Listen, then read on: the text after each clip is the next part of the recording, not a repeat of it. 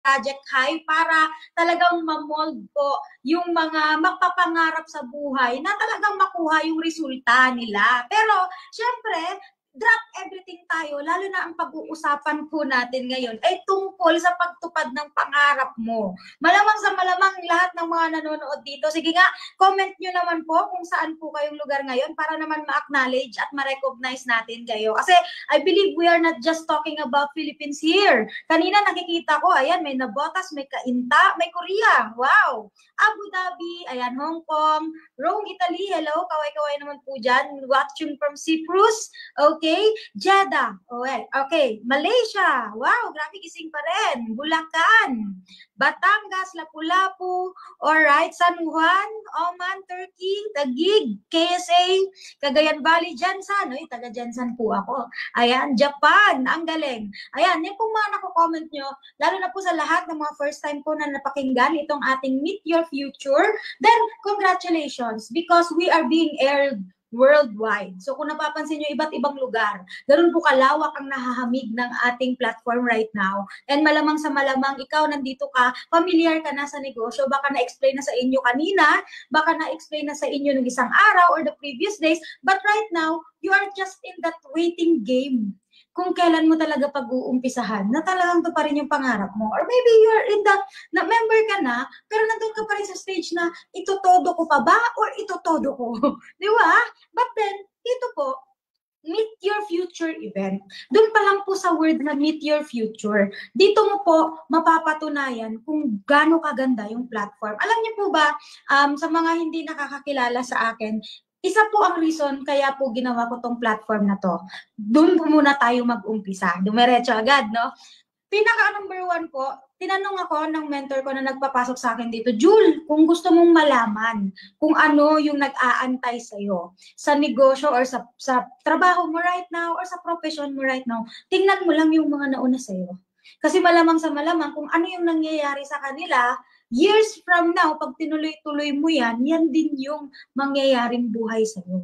So I was a teacher back then. Nakita ko yung principal namin, nakita ko yung department head namin, nakita ko yung mga co-teachers ko, 40 years old, 50 years old, 60 years old na. Pero isa lang yung napansin ko, marami sa kanila, nagre-reklamo. Loan dito, loan doon. Diba? Nakapunta na ba kayo ng London? Loan dito, loan doon. Puro loan. May mga pag-ibig, may mga utang sa mga ganito and ganyan. And may mga sasakyan naman, pero hulugan din. And bahay. And masasabi ko, marami sa amin na gipit pa rin. Medyo challenge pa rin sa finances namin. And then, sabi ko, ito ba talaga yung gusto kong buhay? Kasi, to be honest, masaya naman kung magturo. Siyempre, nakakatulong ka sa mga estudyante and all. Pero kailangan kasi hindi lang masaya.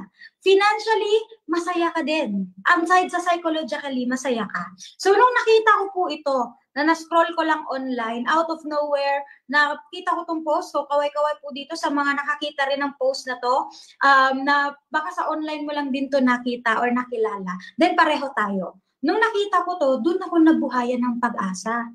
Dun po ako nakasabi na, wow, ito yung inaantay ko.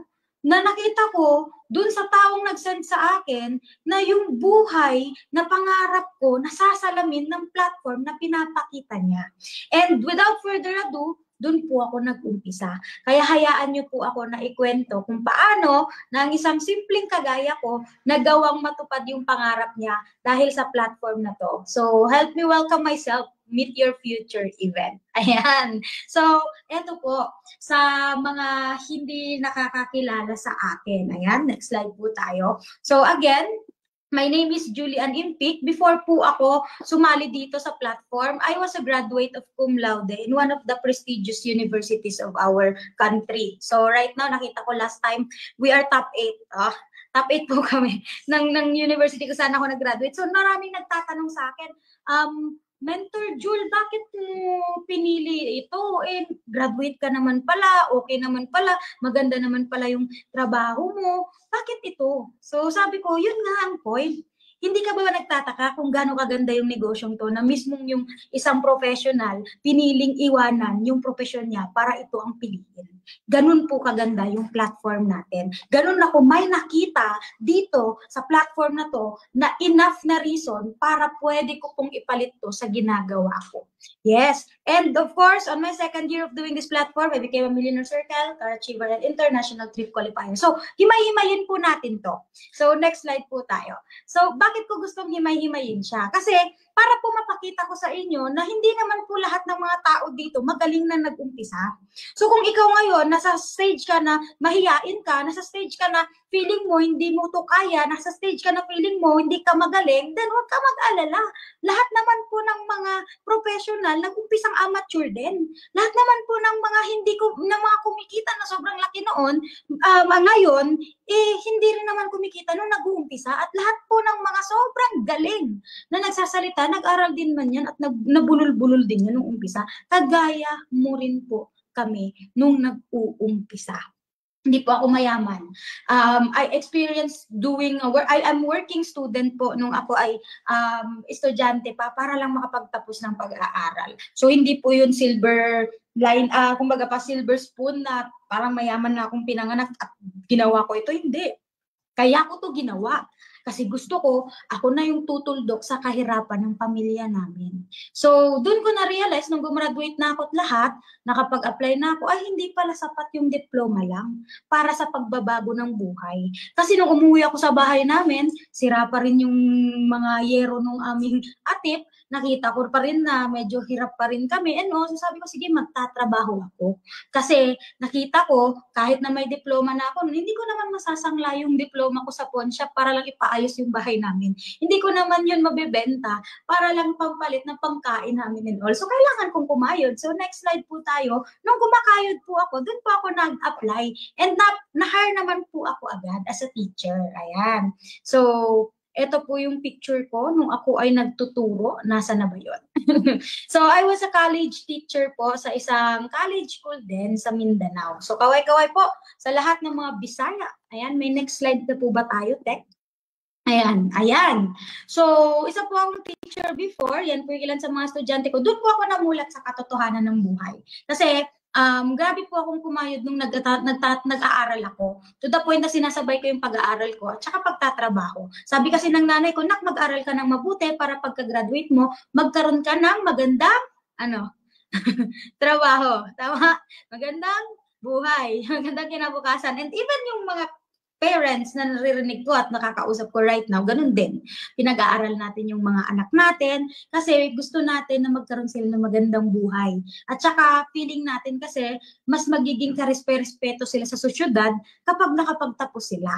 And yun daw yung mapapamana natin sa kanila. Pero hindi ba't mas maganda na mapamana natin sa kanila na maging hawa yung buhay nila? Kasi when I graduated and then I've come to the reality of life, ayan, nag-teacher na ako. Ang dami, college po yung tinuturuan ko Ang dami ko pong mga graduates ng college na tinuruan na pagkatapos gumraduate, kahit anong mga trabaho na lang, kahit hindi linya sa kurso, basta bayad, di ba?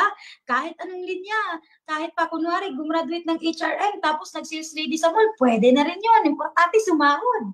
Kahit na ganito, teacher tapos nag-call center, okay na rin yun. So, hindi na nag-matter kung anong graduate.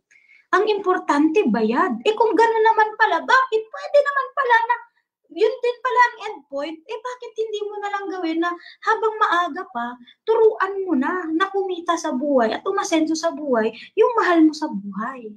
Ba't ka pa mag-aantay? Pwede naman pong ipagsabay. Tama? So, that's when I realized that this is not my real dream. Pangarap kong makatulong sa pamilya, pangarap ko pong maiahon yung pamilya ko sa buhay, and then pangarap ko rin po na mapaganda yung kinabukasan ko. That's why I left my real job to follow my real dream. Ayan, next na po tayo. Kasi ito pong nagiging realidad kasi na na-realize ko noon. Kung ikaw, sabihin natin, standard, kahit sa ang bansa ka man, nasa ibang bansa ka, nasa Pilipinas ka, kami sa salary namin sa teaching, may 20,000, may 25,000, kung private, minsan 15,000, 10,000. Yung iba naman po, ganyan din yung mga sahod. Sabihin na lang po natin, standard, 25,000 pesos ang sinisweldo mo. Nagre-rent ka. Lalo na po sa akin, hindi po ako malapit sa trabaho ko kasi doon po ako kumuha ng trabaho. So kung saan medyo maganda-ganda yung bigayan. Di ba? So syempre, nagbo-boarding house po ako. May rent ka, may electricity, mga 2,000, may tubig, kuryente. Eh ngayon po, internet is a must. Di ba? Hindi ka tao pag wala kang cellphone, hindi ka tao pag wala kang Facebook at TikTok, may mga pagano na po yung tao. That's why, yung internet, pinagkakagastusan din. Di ba? Pagkain, transportation, pati po yung mga personal hygiene. Siyempre, magsashampoo ka, magsasabon ka. 'Di ba? Tsaka kung mga personal necessities mo. So kung ako lang mag-isa, kaya naman. Kaso may pamilya.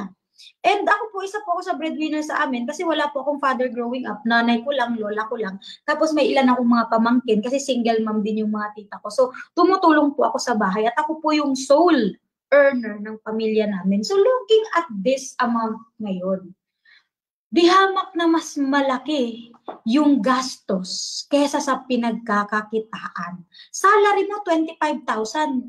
Ang gastos mo sa buong pamilya 34,000, nag-negative ka pa. So anong mangyayari sa'yo kung negative? Mas marami yung gastos kesa doon sa pumapasok na pera, nangungutang. Tama? Nangungutang ka sa mga kung saan-saan, nagsasangla ka ng ATM mo, bumabalik ka sa amo mo. So nagiging routine siya ng Pilipino na utang bayad. Hindi mo pa nga natatanggap yung sahod mo, aba, meron ka ng pagkakagastusan at hindi mo na, di ba? Alam mo na kung saan pupunta. Kaya nga pay slip daw kasi nag-i-slip lang yung pay.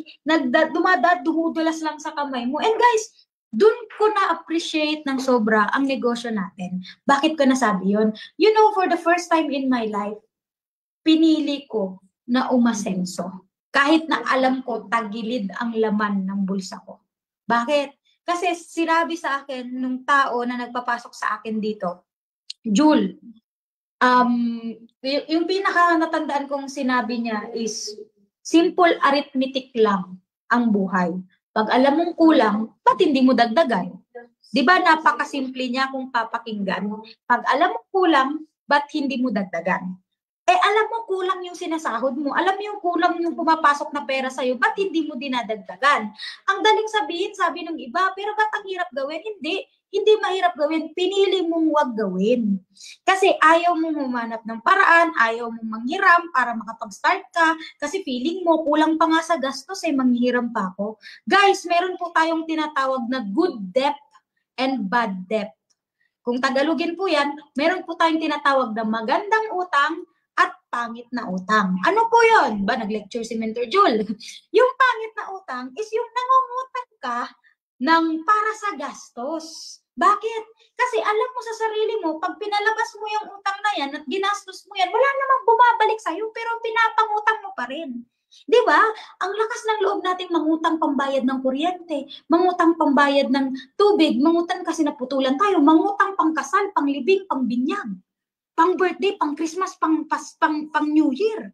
Ang lakas ng loob nating mangutang, kung alam naman natin na itatapon lang yung pera, wala man ang bumabalik, nababaon tayo. Bakit? Kasi puro palabas, walang pumapasok dun sa hinihiram natin. Kung malakas ang loob mong mangutang para sa bad debt na alam mong ikakapulubi mo lalo, di hamak na dapat mas malakas ang loob mong mangutang ng good debt. Mayroong tinatawag na commercial loan ang mga negosyante and dapat mapag-aralan at magawa mo yun. Ano yun? Yung mga negosyante, nangungutang sila sa bangko kahit may pera sila. Bakit? Niro-rolling nila yan para makapag-put up ng negosyo kasi sabihin natin ang kapital nila para mag-put up ng building ng mall, isabihin natin 1 billion, o ganyan, 2 billion. Pero may pera silang bilyon. Kaya lang, sabi nila, 2 billion lang, hindi pa akin yung kapital. Pagkatapos, tutubo ako ng profit and all, ibabalik ko sa bangko, pawawi ako. So, umiikot yung pera, may pumapasok kasi yung ginamitan nila, ng pinangutangan nila, is business. Which is something na hindi natin ginagawa kasi yung pinapangutang natin, gadget. Okay lang naman kung yung gadget nagiging source of income mo, kaso hindi gastos ka pa sa load dagdag. So, we need to be wise dito na part. Okay? Kung mangungutang ka man, kasi 25,000 salary, may kulang pa sa gastos mo, aba, dapat lang maghanap ka ng paraan. Dapat lang manghiram ka. Dapat lang mambali ka. Dapat lang mangutang ka. Nakapangutang ka nga nung nagka-emergency sa inyo na binulsa na lang ng doktor yung pera mo. Binulsa na lang ng lahat ng gastos yung pera mo. Hindi ka nga nasaktan 'Di ba? Umaray ka man, pero talagang buhay mong binigay at ginawa ng paraan. Dito pa ba? Ito yung magpapahinto ng lahat ng emergency mo na worried ka. Kung kaya mong mangutang nun, kayang-kaya mong mangutang lalo na ngayon. Kasi ito, magandang buhay ang kapalit. Kung negative na buhay pinangutangan mo, dapat mas the more malakas ang loob mong manghiram kung pagbabago ng buhay mo ang kapalit. Intro pa lang po tayo. Next slide. Di ba? When you're struck with the reality of life, you will realize a lot of things. Guys, nagnegosyo po ako. Huwag niyo pong questionin na, nag-online lang, di naman nag-try kasi magnegosyo yan. Guys, my family did a lot of businesses. Kung di niyo po natatanong, OFW po, yung pinaka-sole provider namin nung bata pa ako. 20 years abroad yung lolo ko. Ang nanay ko nakatira pa sa poder ng lola ko hanggang pinanganak ako, hanggang sa grade school, high school, and all. Pero, eventually, hindi naman habang buhay nasa abroad yung mga OFW. Darating ang time, tatanda ka, darating ang time, 'di ba, mauubusan ka ng lakas, hindi habang buhay may lakas tayo. So dumating din ang time na kailangan nang mag-retire ng lolo ko. Syempre, 60s na siya. Umuwi siya. And pag-uwi niya, yes, nagkaroon kami ng mga negosyo. Nasubukan po namin maggulayan, mag-piggery, nasubukan po namin kumuha at bumili ng mga ektarya din ng mga farm and all. Pero hindi siya sustainable, guys, to be honest. Lalo na kapag nasa Pilipinas yung naghahawak at hindi naman sila yung naghirap ng pera, hindi naman ganun mas careful sila sa pagpapalago ng pera. Iba pa rin pag yung nagsumikap mismo yung naghawak ng pera at may idea kung paano palaguin yun. So it ended up, halos lugi din lahat. Kung meron man pong natira, hindi niya kaya na maging sole provider ng lahat ng gastusin namin, kinulang pa rin. Kaya nung ako po, nakapagtapos po ako ng pag-aaral at nasubukan ko pong magtrabaho at na-realize ko na hindi siya sasapat, din po ako, nagnegosyo po ako. Yan po yung ilan sa sinubukan ko. Sugal lang ako ng sugal sa buhay, kung alam niyo lang po. Subukan ko pong magsalon, nasubukan ko pong ayan po, snack house and all. At doon ko na-realize, hindi pala madali ang traditional business. Kailangan mo rin na malaki yung kapital mo. Akala ko kasi mga kapital ka lang ng mga 300,000, 500,000, pwede na. Aba, hindi pa po pala yun. Kasi introduction pa lang po na capital pala yun. Meron ka po palang monthly pang babayaran ng mga kuryente, tubig, operational expense, bayad sa tao, at saka iro-rolling mo pa yung mga bidisina, ibibilin pang naubos yung mga burger mo, bibili ka ulit bukas. So, tuloy-tuloy po na gastos, araw-araw, may business permit pa. Ito, take note, fix yung mga operational expense at gastos, regardless mataas o mababa, yung pumapasok na pera at profit sa'yo. And then, ang pinakamalupit pa, ang taas ng competition risk, kasi nagbukas ka ng negosyo ngayon, next month, naginaya ka na ng kapitbahay mo, nahati na yung customer sa iyo at sa kanila, bumaba lalo. So, ang daming headache, lalo na ito, mataas yung operational expense kasi whether may pumain or wala, may magpaayos ng buhok o wala, fix yung gastos mo sa kuryente, tubig at renta. Nakaka-relate? Nakaka-relate. So, doon po ko na-realize na sakit sa ulo, kailangan hands-on ako kasi kung hindi, mauubos pera ko. Parang tinitingnan kong nagpatayo, maganda sa mata ng iba, sabi nila, negosyante ka, pero grabe yung pera. Halos umaabono ka araw-araw. Tama po ba? Oo. So, ayan, pare-pareho tayo ng mga nararamdaman. Next slide po tayo ngayon. Dito na po. Sa next slide natin, pag-uusapan natin. Nakilala ko po si platform. And nakita ko po itong ganitong scenario na gusto ko pong i-explain sa inyo. Kasi mahalaga po na maintindihan nyo kung bakit dapat mong i-priority ito ngayon mismo. Meron po tayong tinatawag na inflation rate. Alright? Inflation rate. Sabihin na lang po natin, ganito, magbibigay po ako ng scenario sa inyo. May 250 pesos ka. Ngayon, si 250 pesos ka, ang common kasi na ginagawa ng tao, ay ilagay ko kaya yan sa bangko, patubuin ko, after 10 years, time deposit, lalaki.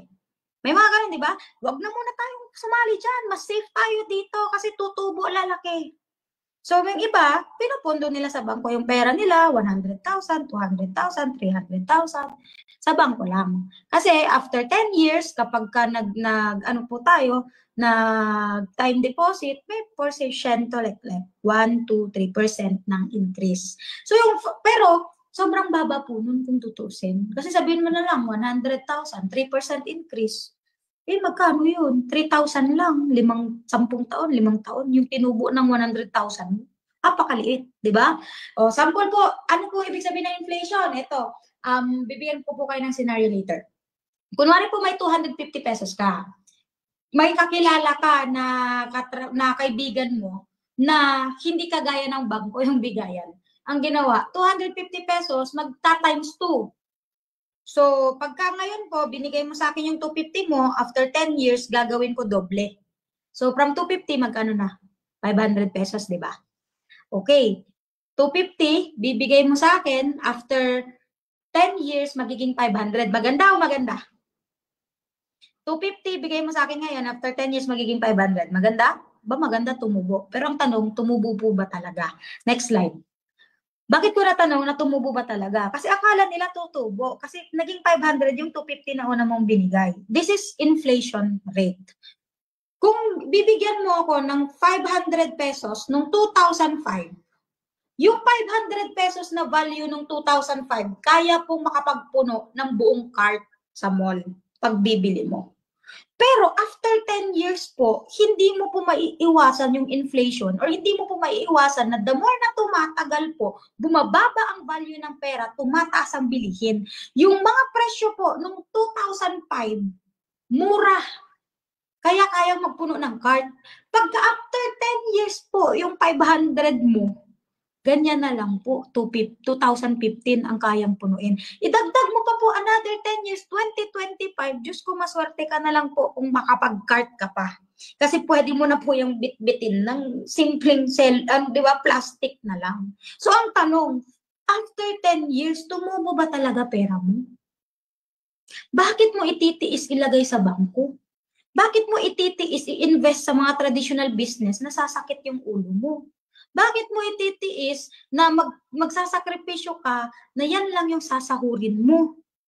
Kung pwede mo naman na palaguin dun ka sa sure win na alam mo mabilis bumalik, aantay ka pa ng 10 years para lang po bumalik yung pera mo ng doble? Kaya po yan dito sa negosyo natin. Ano po ang tawag dito sa pinakita kong illustration? O next slide po tayo. Ang tawag po dyan is inflation. So yan po yung kakayahan po ng mga bangko at kung ano-ano pa man na tawag nito na bumaba ang value ng pera mo habang tumatagal. So tumatagal yung taon, tumataas po yung mga bilihin pero yung pera po bumababa yung value. That's inflation rate. Ang problema kasi sa atin right now, alam niyo po ba kung ano?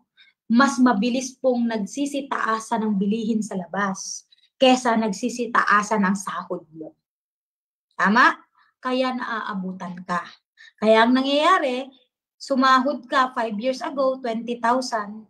Tumubo lang siya ng 21,000 minsan, depende sa palitan, di ba? Pero yung mga bilihin, mas mabilis tumaas. Kasi 5 years ago, baka yung, di ba, baka yung presyo ng bigas is mga 35 lang. Ngayon, ang presyo ng bigas, 55 pesos, 60 pesos na. Ang laki ng tinubo, pero yung sahod mo, ang liit ng tinubo, tapos nagtitiis ka, nagrereklamo ka lang. Guys, realidad po. Kailangan mong magkaroon ng game plan. Kailangan baguhin mo yung strategy mo. Hindi pwedeng tiis-tiis lang. Hindi pwedeng tinitiis ang pamilya. Kung mahal mo talaga ang pamilya mo, gagawin mo tong negosyo na to kasi mas mabilis ang angat ng pera mo dito kesa sa iba. Di ba? Ganun po talaga yung pag-uusapan natin dito. Puro tawang katotohanan lamang. O, next slide po tayo. O, pangarap. Usapang pangarap naman po tayo. Sino po ba dito ang nangangarap pa? Baka binaon nyo na sa baul yung pangarap nyo, ha? Kasi ako po, nung nagne-negosyo po, nung nagtatrabaho na po ako at nakita ko na yung realidad ng buhay, kasi nung college pa po ako, pangarap ko pang magkaroon ng sasakyan, bahay, lupa, makapag-travel and all. Siyempre, fantasy. Di ba? Graduate ka na eh. Feeling mo, hindi ka natatabla ng bala. Di ba? Pero nung nakaramdam na po ako, ay, ito lang pala sahod ko. Kailangan pang pagkasyahin sa renta, kuryente, tubig, pagkain. Yung pangarap ko na house and lot, naging, kahit man lang makabayad at hindi delayed man lang sa rent. ng apartment, pwede na. Yung pangarap kong kotse, ay kahit man lang magkaroon man lang ng motor na hulugan, pwede na. Di ba? Yung pangarap kong travel all over the world, Diyos ko, makapunta lang naman po ako ng mga, tabi-tabi dyan, na pwede makapagpasyal at payagan makapagbakasyon at makapag-live, pwede na. Yung pangarap na savings, hanggang ngayon, pangarap pa rin. Nakaka-relate po ba? Pero kung bibigyan ka ng chance ang mangarap, malamang sa malamang yan yung presyo ng pangarap mo. Tama? Pwedeng mangarap ka, house and lot, 10 million. Sa totoo lang, maliit-liit yan, pero pwede na rin. Kasi yung mentor ko, si Mentor Tanya, yung house and lot niya, hugit, more or less, yung higit kumulang 25 million yun. 3 floors, tapos meron pang 360-degree view na 4th floor na makikita mo yung buong Sierra Madre, buong Metro Manila, Antipolo, Laguna, Dibay, lahat-lahat. Pero syempre, dito lang tayo sa standard, 10 million muna tayo para mas madali, di ba? Sasakyan, 2M, my car is worth 1.5 million pesos. Pero sabihin natin, 2M, pwede na, mga SUV. Okay ba yan? Para kasya buong family. Travel, 1M, pwede kasi mag-world tour tayo. Europe, keto ganyan, Asian, cruise, Dubai, di ba? Pwede na rin yan. Savings, pwede na yun, 1M. Yan. Sabihin na lang natin, standard dream, Filipino dream, 14 million. Maganda ba yung pangarap? Oo, maganda. Pero pag tiningnan mo yung 14 million, sasakit agad mata mo, saan kukukuha yan? Sabi ko, mangyayari pa kaya yung pangarap na yan? Baka yung pangarap na dreams maging panaginip na lang. Di ba? And I am here to tell you, ayan, tutukan niyo po ako. Tingnan niyo po ako mabuti kasi tinututukan ko rin po kayo ngayon.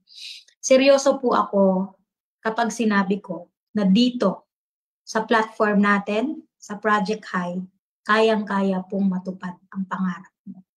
Kaya kung mangangarap ka man lang, please lang this time around, huwag mong tipirin. Huwag mong titipirin. Kasi libre na nga lang pong mangarap, titipirin mo pa. Huwag kang tumipid. Mangarap ka ng sobrang taas. Bakit gagawin natin yan ngayong taon? Mag-uumpisa tayo. Okay po ba yun? Okay? Sige, pakita ko sa inyo. How did this platform also made my dream a reality? Travel? Ay nako, sobrang busy ko po dati. Nagtatrabaho po ako, tapos nagtuturo po ako sa araw, nag-aaral po ako sa gabi, magmasteral. Bakit? Kasi sabi nila kapag nagmasteral ka, mas tataas yung sahod mo. May mga ganun eh. So sabi ko, sige, masteral din ako. Tsaka gusto ko rin may mabot sa buhay. Tsaka nakita, syempre, pag teacher ka, makikita mo yung mga nagmamasteral, matataas yung ranggo. So syempre, goal mo din, ganun din. So pagod-pagod, wala po akong mga lifestyle, wala po akong mga gala masyado. Sobrang saya ko dito sa negosyo na to. Bakit? Kumikita na ako dito sa platform, na-enjoy ko pa yung pinagkakakitaan. Sobrang ganda dito guys kasi ang dami kong mga bansang napuntahan. Hindi lang isa, hindi lang dalawa, hindi lang tatlo. Sobrang dami ko na pong bansang napuntahan dahil dito sa platform na kapag Thailand, Macau, Hong Kong and all dito sa negosyo. May Dubai pa po kami pupuntahan. And nakapunta na rin po tayo sa Balisin. Diyan po yung mga private na mga island na more on tycoons at saka mga artista, vloggers at mayayaman ang pumupunta. Meron pong sariling club dyan si Villa, si Heart Evangelista, pumunta din si Tony G, at saka si Kim Chu. Ayan, nag-vlog si Kim Chu dyan and all. Sino mag-aakala na simpleng kagaya kong taga-probinsya, makaka-experience ng ganyan? Halos napuntahan ko na po lahat ng tourist bucket list ng buong Pilipinas. At pati buong mundo po, ngayon yun na naman yung goal ko. Napuntahan naman iba't ibang bansa sa iba't ibang lugar. And guys, dito lang yan sa platform na magagawa mo siya. At hindi lang magagawa kasi sigurado kung kaya naman yan gawin kung travel agent ka.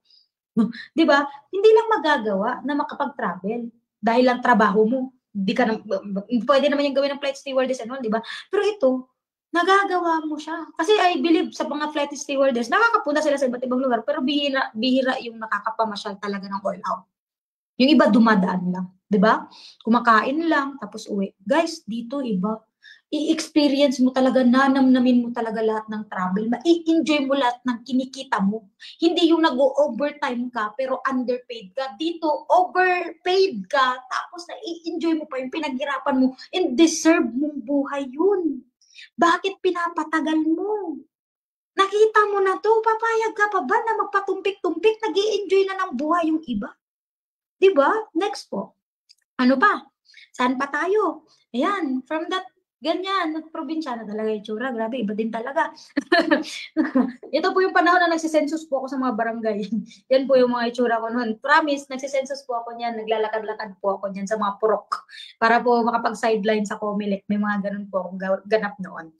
From that person na probinsyana na nangangarap lang pumunta ng Manila at sineryoso yung pagtupad ng pangarap niya. Right now, I'm part of the Millionaire Circle, Easy Top 500, and also part of the Jailing Project Top 100 and Top 50. And I'm very proud, not because of what I become. I'm very proud kasi tamang community ang nasalihan ko. And I'm very proud and happy kasi tamang mentors and tamang mga coaches ang gumabay po sa akin.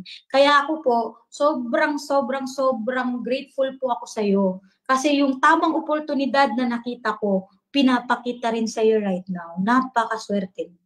Kasi kung ano po yung nangyayari sa akin ngayon, yan po yung mai-experience mo dito. Ito po yung future mo. Ito po yung kinabukasan mo sa platform natin. Ano pa po? Aside po dyan sa mga finances na napakaganda, yes, I became one of the Millionaire Circle. Ayan po yung awarding natin. And yes, ito. I also bought my car. Dati po yung tao na nagbabike lang kasi yan lang po yung afford ng family ko sa akin noon. Kailangan po natin na pumunta ng school. Kahit po teacher na ako, bike pa rin po yung sasakyan ko. Mayroon pa rin po, nagbabike pa rin ako every time na po umuwi ako sa amin. Magkano lang yung bike? Mga 1,200, 1,500 kasi second hand. Yun lang yung afford namin eh. Hanggang sa naghahabal-habal, nagsa-skylab, kaway-kaway sa mga nagko-commute dyan. And nagji-jeep, di ba? Nagta-tricycle and all, nauulanan, pumipila ng mahaba, di ba? Ngayon, sinong mag-aakala? I am one of those car achievers na daan at libo-libong nagawang car achiever ng community. Paano nagkaroon ng car? Kasi afford na. Hindi na hanggang survival lang na pang-kuryente, tubig lang ang kayang i-provide. Kaya lang makabili ng sasakyan kasi marami ng sobra. Tama o tama? Di ba? From commuting to owning your car, and you deserve that car.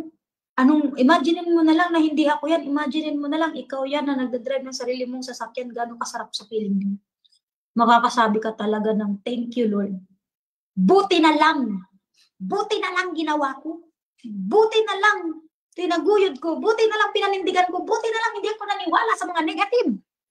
Buti na lang ginawan ko ng paraan. Buti na lang. Diba? Pero kung ikaw hindi ka pa member ngayon, ang masasabi ko sa'yo, sayang. Sana inumpisahan mo agad.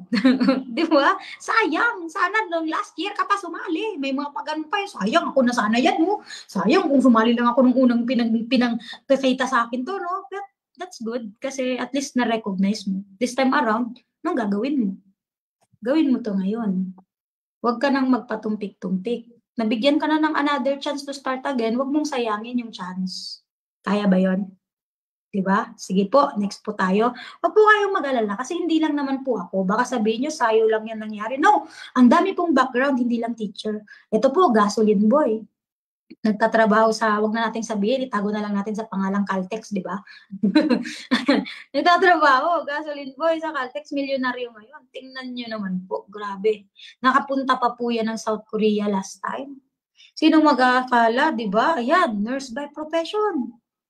Nagne-nurse, ang layo sa pag-online, turok-turok yan ng injection at saka yung bigay-bigay ng gamot. Tapos ito, online, Facebook, ang layo. Pero ngayon, kumikita 300,000. Buwan-buwan. Global ambassador dito sa platform. Hindi po linya-linya.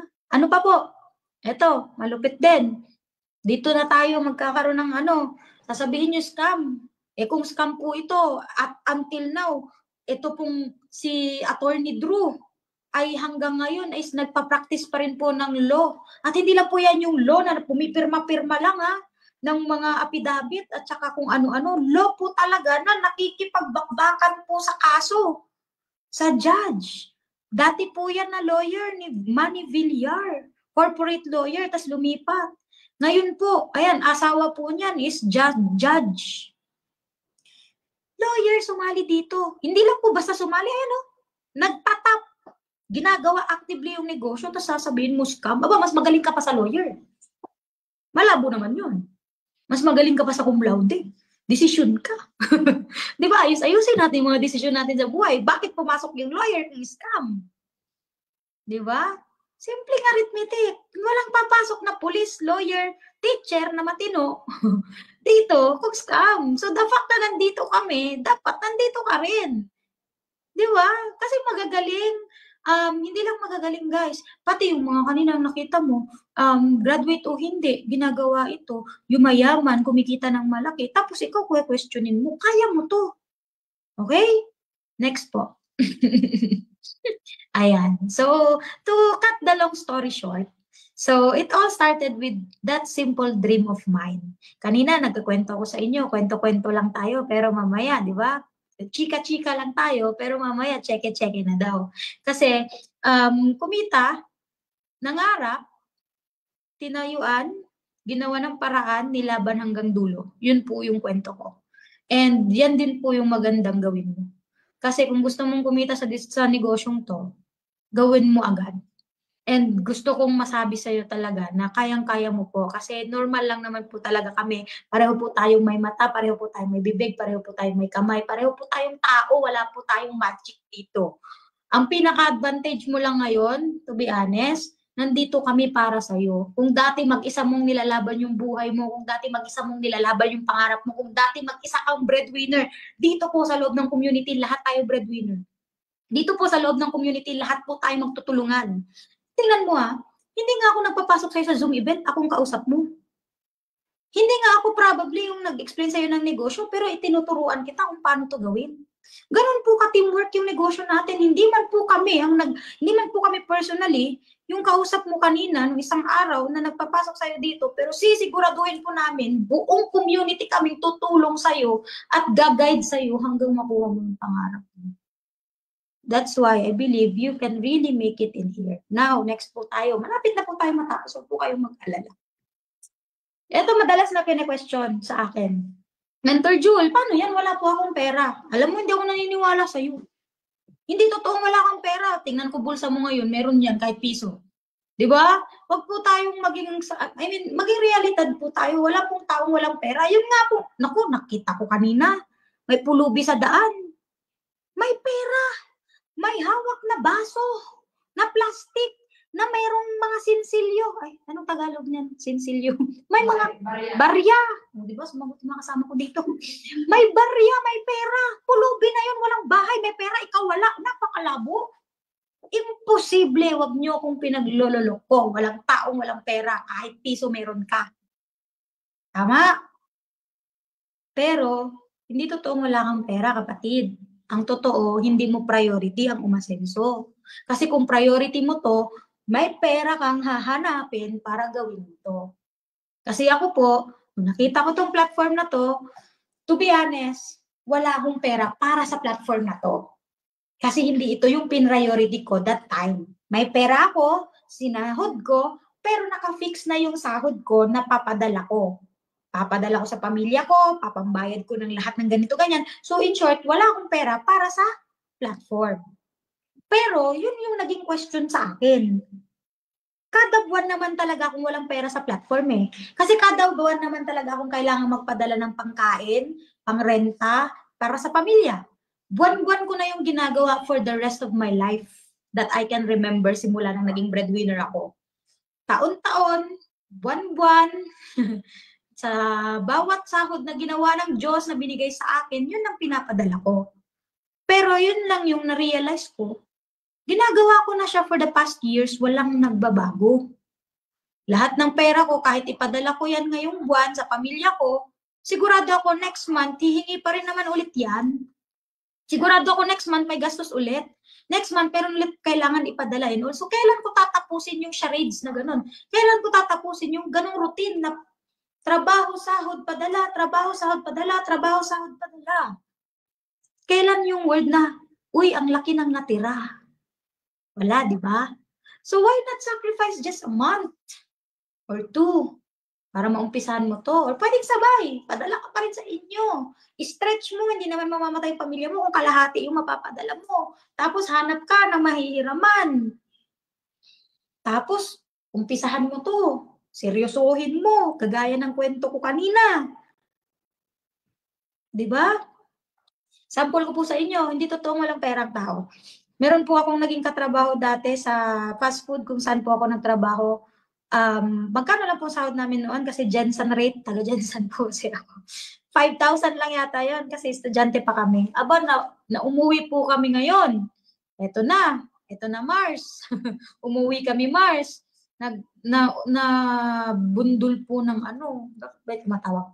Ayan, nabundol po ng, nagka-car accident po yung kasama ko. Katrabaho ko, 5,000 sahod, breadwinner, naglalabada lang yung nanay. Tapos 5 yung mga kapatid niya pinapaaral. Pakalupit, di ba? Tapos wala silang tatay. Na ospital, ngayon kailangan ng doktor 10,000 para magalaw.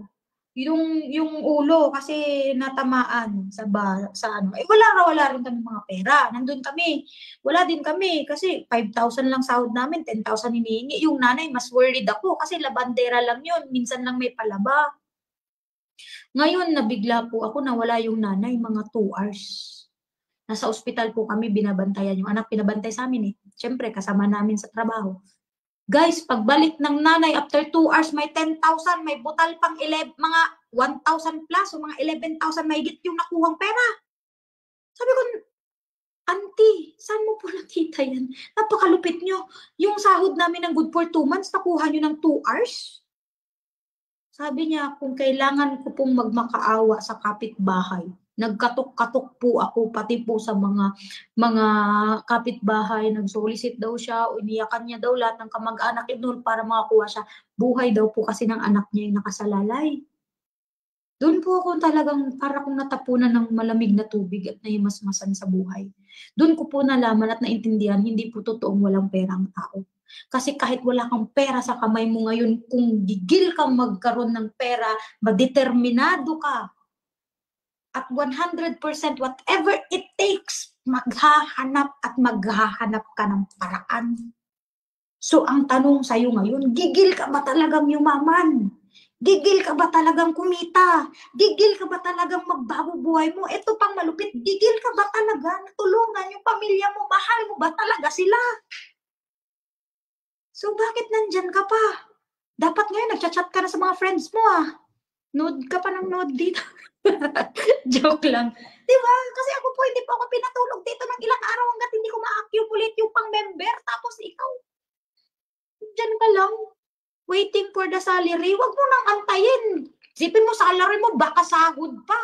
Baka sahod mo, katapusan pa, nagsasayang ka ng 15 days, kumikita ka na sana, may nag-join na sana sa'yo sa katapusan. Tapos ngayon ka lang. O, kalma pa po ako. Sige, next. No time. Natutuwa naman po ba kayo sa akin? Galing po kasi akong switch on, kaya naka-switch on po talaga ako. Mamaya pa po ako magsi-switch off. No time. Oh, ganito po ang gigil na nakakain ng Unli Wings kanina. Walang oras? Aba, naniniwala ba kayong walang oras? Hindi totoo yung walang oras, hindi mo lang to priority. Uulitin ko. Kasi siguraduhin ko po, kung kayo po may jowa kayo, long distance relationship, kahit po wala kayong oras, magchat-chat po kayo na sasabihin, kumain na ako, baby. Magsisingit-singit ka talaga ng oras mo kasi mahalaga sa'yo yung tao. Di ba? Kahit nga yung mga pamilya niya, nung bago pa lang po kayo nag-abroad, ikaw magpupuyat ka kasi sigurado 5 a.m. gabi na dyan sa Middle East. Pero pupuyatan mo yan hanggang alauna, alas 12, para lang maabutan mong gising yung pamilya mo. Magkaka-oras ka. Tatawagan mo sila, mangangamusta ka. Tama? Nagagawa mong mag-extend ng oras sa mga taong mahalaga sa'yo, sa mga bagay na mahalaga sa'yo. Ito bang pag-asenso ng buhay? Ito bang pagyaman? Ito bang pag-income para sa pamilya mo? Ito bang platform natin na makakapagpa-uwi sa'yo dito kung nasa ibang bansa ka man, itong magpapa-early retire sa'yo, hindi bibigyan ng oras. Napakalabo. Hindi totoo yan. May oras ka, kayang gumawa ng oras. Ayaw mo lang. Tulog ka na dyan, babes. Di ba? Cute naman ni Toys. Di ba? And not my line of work. Line of work. Ang dami ko pong mga... Actually, it's good to have your line of work. Pero, syempre, sa akin po, nagtuturo po ako before. Pero na-realize ko din naman kasi, yung mga tinuturuan ko, pagka gumagraduate, wala namang assurance na gumaganda agad yung buhay. So sabi ko, kung magtuturo man ako ng isang bagay, dito ako sa sigurado ako kahit papano, may control ako na matutulungan ko silang magbago buhay nila. Kasi yung mga estudyante ko, pagka-graduate, hindi ko nahawak kung mapapasa nila yung interview. Hindi ko nahawak kung magtatrabaho sila or maaga silang mag-aasawa, magpapabuntis ba sila or magtatrabaho sila sa mga hindi nila kurso. Pero dito po, hawak namin na makakatulong talaga kami na pag pumasok ka dito, matuturuan ka namin gumawa ng pera. So, it's not about the line of job. It's about what you really want in life. Kasi wala naman talagang totoong linya-linya. Bakit po? Nung kayong sanggol pa, alam mo na doktor ka? Nung sanggol po kayo, sigurado na po kayo na teacher kayo agad? Hindi nung baby ka, you are naked. Wala akong sure. Sa ano lang yan, sabi-sabi lang yan. Kung ito ang makakapagpabago sa buhay ng pamilya mo, kahit hindi mo to linyahin, lilinyahin mo to. Sigurado po ako. Kasi nagawa mo na yan ng ilang beses. Bakit? Linya mo ba ang pag-abroad? Linya mo ba yung trabaho mo ngayon? Pinag-aralan mo lang din naman yan Yung negosyo na pinapasukan mo ngayon, linya mo ba yan? Pinag-aralan mo lang din yan. Kinapa mo lang din yan. Di ba? Minaster mo lang din yan. Kung namamaster mo yung trabaho na hindi enough para sa'yo yung kinikita mo, masterin mo to. Kasi dito, sobra pa sa enough ang matatanggap mo. Minaster mo nga yung hindi sapat Ito pa ba na sobra pa sa sapat? Masterin mo. Hindi mo to ikakamatay pero ikakayaman mo to, kapatid. Maniwala ka. Klaro po ba? Next po tayo. Meron pa ba? Ito, naku, buti na lang, patapos na ako. Okay, sakto po, 1 hour lang naman po sa laga tayo dito. Gusto niyo po ba ng kwento? Ito po isa sa mga napakaraming kwentong alam ko. Pero ito po ay mahalaga kasi nasasalamin nito yung buhay at desisyon natin sa buhay. Di ba naririnig niyo sa TikTok, ayusin niyo yung mga desisyon niyo sa buhay, ayusin yung mga desisyon mo sa buhay. Ito rin po, may maglolo. Ngayon, itong maglolo, nagpunta sila ng laot kasi mamamangka sila at saka anong tawag po niyan? Fishing ng isda. Ngayon, itong lolo, nung nangisda, nakahuli ng napakalaking isda. Di ba? Ngayon, nakahuli ng napakalaking isda, tinignan ng apo, ba, malaki na yan, loa. Sige, kunin na natin. Ang ginawa ng lolo, hindi niya kinuha. Tinanggal niya, tapos binalik niya sa laot. Ngayon, ganun ulit. Kumuha ulit, may malaking isda ulit na nahuli. Aba, tinapon ulit. Binalik sa laot. Sabi ng bata, lo, isa pa. Sa isip niya lang. Pag ito, meron ka pang nahuling malaki, tapos binalik mo ulit, magtatanong na talaga ako. Ba't meron nga talaga? Nahuli yung isda. Aba, ito napakalupit. Nakita ng malaki ulit, tinapon ulit ng lolo, di na nakatiis yung bata. Sabi niya, lo, ba't mo tinapon? Ilang buwan, parang kung 3 yun lahat na huli nila, ilang weeks na sana silang busog. Di ba? Ngayon yung lolo, alam mo sabi niya sa apo niya, alam mo apo, ang dami mo pa talagang kakaining bigas. Aba, nangaral pa yung lolo, no? Alam mo apo, papunta ka pa lang, pabalik na ako. May mga ganun sa atin, no? Yung parang wala tayong alam sa buhay. Yung mga ganun, sila yung pinakamaalam at mawisdom sa buong mundo. Yung mga magulang natin, naku, pumali ka na naman dyan sa negosyong yan. Naku, nasalihan ko na yan dati, di ka na nadala. Scam yan. May nakita na akong ganyan noon. Huwag kang maniniwala dyan, maluloko ka lang dyan, hindi ka kikita dyan, matatapon lang yung pera mo dyan. Ang daming sinasabi. Nakala mo, alam na nilang lahat. Kung alam na nilang lahat, sana yumaman na tayo ngayon. Ganun din yung nanay ko. Sabi ko, Nay, alam mo na pala to ba't hindi tayo yumaman? Bakit hanggang ngayon buhay natin ganito pa rin? Kung tama yung mga desisyon mo sa buhay, napaganon ako sa isip ko, pilosof pa kasi ako. Ngayon, balik po tayo sa kwento. Last na po to. Sabi nun ng lolo, Apo, kung kukunin ko yung mga isdang malalaki na yun, hindi pwede. Bakit? Pag-uwi natin ng bahay, hindi yun kasya sa mga kawa natin. Yung kawa natin, pang maliliit lang na isda, hindi kakasya yung malalaking isda, kaya binalik. Doon na pa-question yung bata sa sarili niya. And doon po din tayo madalas na kailangang baguhin natin yung mga desisyon natin sa buhay. Bakit? Kawa. Ang isda ang nag-adjust. Pwede ka namang bumili ng malaking kawa para magkasya yung isda. Pwede mo nga yung isa into half ilagay mo sa rep, yun lang, wala rin silang rep siguro. Tinapon, maghanap ng mas maliit na kakasya dun sa kawa mo. Parang yung kwento na kung gusto mong Kung maiksi ang kumot, matuto kang mamaluktot, isipin mo, nahirapan ka ng matulog na maluktot ka. Ba't di ka nalang bumili ng kumot na malaki or comforter para mas maginhawa? Old wisdom makes us more poor. Hindi pwede. Nakita mo na tong negosyo, hindi ibig sabihin na hindi kasya yung kawa mo, hindi kasya yung resources mo, hindi kasya yung pera mo, hindi ka nayayaman at hindi mo na to itutuloy. The more na manggigil kang maghanap ng ibang resources, ibang kawa, ibang kapital, ibang mapagkukunan para magawa mo to. Kasi, di ba, ang pag-asenso sa buhay ay hindi, kumbaga sabi na ni Mentor Tanya, ang pag-asenso sa buhay ay sinusunggaban agad. Hindi yan hindi ka dapat nagpapatumpik-tumpik pa. Sinusunggaban mo agad. So, nandito ka, ang pinaka-suggest ko sa'yo, balikan mo po yung tao na nagpakita sa'yo ng video, ng Zoom na to, at bigyan mo ng deadline at cut-off yung sarili mo. Baga, tama na yung taon, linggo, buwan, araw na binigay mo na nag-aantay ka lang na magbago buhay mo. Hindi po. Sinasadya po ang pagbabago ng buhay. Sinasadya pong magdesisyon. Sinasadya pong gawa ng paraan. Hindi po yan tinutulog at inaantay mo lang, Lord, ihulog mo na sa akin, sana may lumapit para magpahiram. Wala pong lalapit kung wala ka pong hihiraman.